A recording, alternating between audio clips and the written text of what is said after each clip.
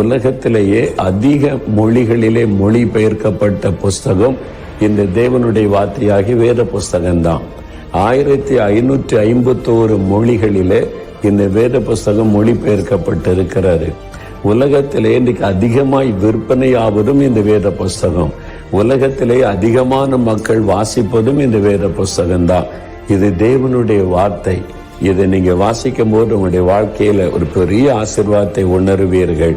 அதனால நீங்களும் வேத புஸ்தகத்தை தினமும் கவனமா வாசிங்க. தேவனுடைய ஆசீர்வாதத்தை பெற்றுக்கொள்ளுங்க. ஆண்டவரை துதிக்கலாமா?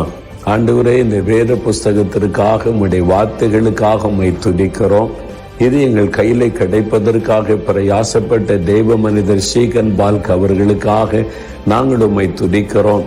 இன்றைக்கு இதை அச்சடித்து எங்கள் கையிலே கொடுக்கிற எல்லா தெய்வ மக்களுக்காக உம்மை ஸ்தோத்தரிக்கிறோம்.